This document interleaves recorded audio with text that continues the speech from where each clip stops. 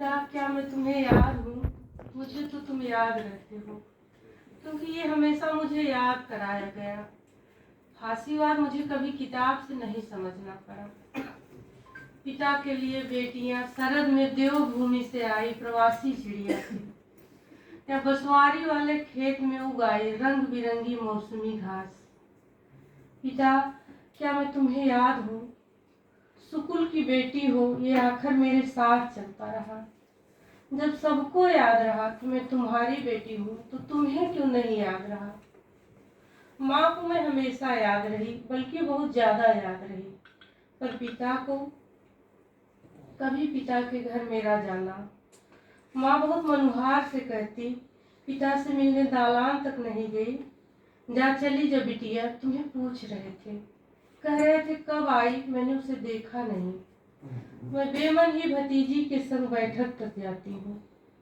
पिता देखते ही गदगद होकर कहते हैं, अरे कब आई, खड़ी क्यों हो, आकर बैठ जाओ। मैं संकोच से झुकी खड़ी ही रहती हूँ। पिता पूछते हैं, मास्टर साहब कैसे हैं? मैं कहती हूँ ठीक है। अच्छा, घर में इस समय गाय भैंस का लगान तो है ना? बेटवा नहीं आया? मैं कहती हूँ नहीं आया। देखो अब की चना और सरसों ठीक नहीं है। ब्लॉक से इंचार्ज साहब ने बीज ही गलत भिजवाया। पंचायत का कोई काम ठीक नहीं चल रहा है। ये नया ग्राम सेवक अच्छा नहीं है। अब मुझसे वहां खड़ा नहीं हुआ जाता। मैं धीरे से चलकर चिर परिचित गेंदे के फूलों के पास आकर खड़ी हो जाती हूँ। पिता अचानक कहते हैं, अरे वहां क्यों खड़ी हो गई, वहां तो धूप है। मैं चुप रहती हूँ। माँ कहती हैं, अभी मुंह लाल हो जाएगा। पिता गर्व मिश्रित प्रसन्नता से कहते हैं, और क्या, धूप और भूख ये कहाँ सह पाती हैं।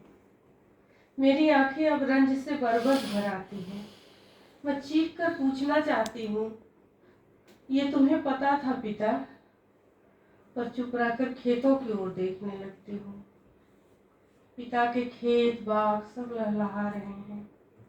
बूढ़ी बुआ कहती थी, दैया इतनी बिटिया, गाय का चरा वन और बेटी का चरा घर, फिर पनपे तब जाना।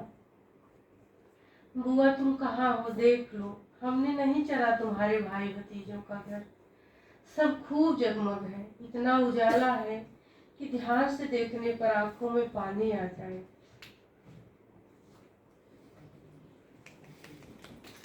मैंने जन्म से देह की घृणा देखी। सबसे आदिम संबंध बहुत घिनौना है। ये मिथ मुझे माँ के दूध में पिलाया गया है। व्यर्थ श्रेष्ठता बोध में सिर पर लाद कर चल रही थी, पर मैं वहां भी नहीं ठहरी। कई रोते चेहरे मुझे पुकारने लगे थे। मैं उठकर वहां पहुंची थी। बहुत दिन तक वहीं रही। मैं सबसे अंत में तुमसे मिली और फिर खो गई तुमने। पर मुझे आशंका है, घृणा फिर से जन्म ले सकती है। मैंने ढेरों हाथ हटाकर तुम्हारा हाथ पकड़ा था, पर मुझे डर है, तुम कभी प्रगाढ़ आलिंगन के लिए जब अपने हाथ बढ़ाओगे, तो हो सकता है मुझ में रोपी गई वो देह घृणा फिर जाग जाए और मैं झटक दूं तुम्हारा हाथ। तब तुम कहाँ जाओगे? मुझे निःशब्द लगेंगी तुम्हारी बेहद खूबसूरत आंखें। भ्रम लगेंगे तुम्हारे वो होठ जिस पर एक चिर प्रणय निवेदन रखा है, जिन्हें जी भर देखने की मुझ में कभी कुवत न हो पाई। मुझे गलीज लगेंगी वो पवित्र रातें जब दो जोड़ी जागती आंखें बार बार छलक पड़ती थी। पर धीरज रखना, मैं वहां भी नहीं ठहरूंगी। तुमसे छूटकर मैं प्रायश्चित के लिए किसी मंदिर के द्वार पर खड़ी हो जाऊंगी। तुम आर्त होकर मुझे पुकारोगे। मंदिर के घंटे घड़ियाल में तुम्हारी आवाज नहीं सुनूंगी। मैं संसार की सारी पवित्रता को देह में स्थापित कर दूंगी और इस तरह मैं एक प्राकृतिक प्रेम की शीत हत्या कर दूंगी। मैं किसी रोती हुई सीता या अग्निकुंड में जली सती से सतीत्व की भीख मांगूंगी, या किसी सूर्य या इंद्र के पैर पकड़ूंगी। मुझे याद नहीं रहेगा कुंती व अहल्या का दुख। मैं वहां भी बहुत दिन नहीं ठहरूंगी।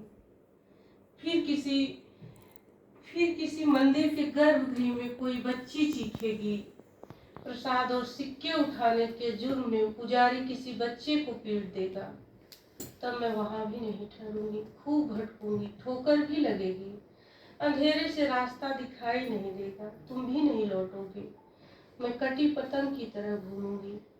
तभी कहीं दूर कोई भूखा बच्चा रोएगा, वो मुझे पुकार सकता है, अगर न भी पुकारे तो भी मैं वहीं जाकर ठहरूंगी। मैं आसपास बिखरी सारी किताबों को पढ़ डालूंगी, फिर उसी रास्ते से मैं तुम्हारे पास आऊंगी।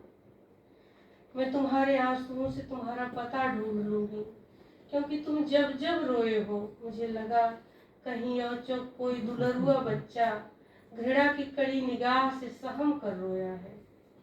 तुम्हारी बहुत याद आने पर मैं उस बच्ची को जाकर गले लगा लेती हूँ, जो एक दिन सहतूत के पेड़ को तेल काजल लगाने की जिद कर रही थी।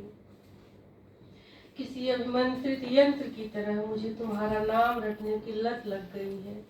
मैं तुम्हारे नाम के रंग से अपने कमरे की दीवारें रंगवा दूंगी, चादरें और पर्दे भी उसी के रंग में होंगे, और इस तरह तुम्हारे नाम के आगोश में रहूंगी।